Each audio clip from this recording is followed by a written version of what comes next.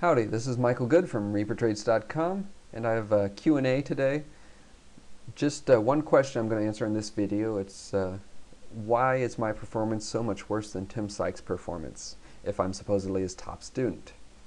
Tim Sykes, if you look at this CXO Advisory Group blog post, Penny Stock Pump and Dump Detective, you see that his weighted average profit margin was 4% in 2009.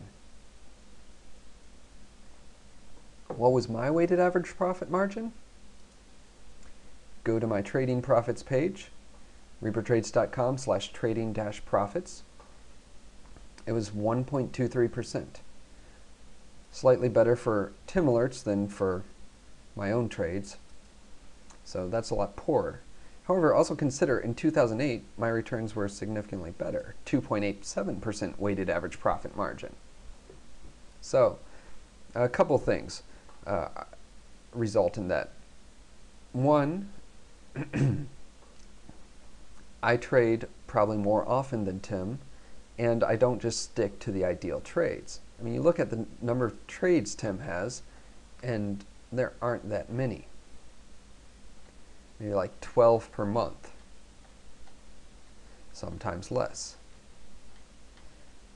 Sometimes I'll do only about that many, but most of the time I'll do significantly more. There's no reason for me to stick to only the ideal trades like Tim does. Why does he stick to the ideal trades? Because he's primarily teaching people, and because people who subscribe to his alert service will often follow his trades. So their risk reward is substantially worse than his. So whereas me, this is 2010, I'll do unideal trades. So here, also, I try to teach myself new things, and I don't have much experience. So I'm not in this to have great returns percentage-wise. I'm in this to make money. So if I add to my trading strategy watch list longs, stocks that I'm going long, I am not historically very good at buying stocks. If my weighted average profit margin is only 0.6%, I'm okay with that, because it's still increasing my profits. And that's what matters. And then if you look at my Tim alerts, this is my own trades and trades based on what he does. You'll see some losses here and some gains.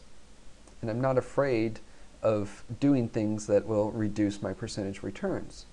Actually, one thing I've done a few times, not too many times, but a few times that have reduced my percentage returns is to short shares of a pump and dump in one account and buy them in the other account, just to ensure that I'll have shares to short when the pump collapses. That's what I did here with NXTH, and you see, let's look at my average profit margin. This isn't weighted, but it's the average profit margin for just these trades in NXTH. The average is only 0.81%, but the effective profit margin on the trade was substantially higher, probably a few percent, maybe even higher than that,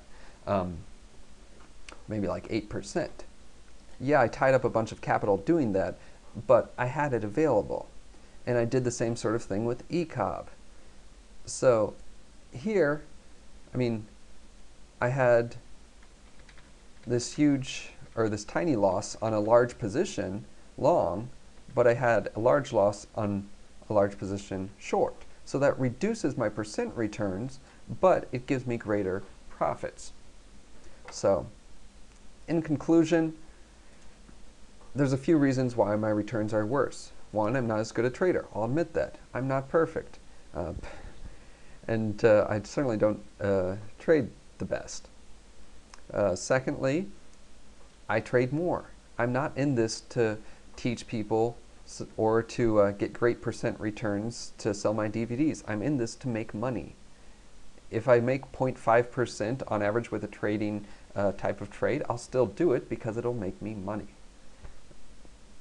And lastly, I don't think there is a lastly. And I'm out of time. So I hope that helps. Thanks a bunch.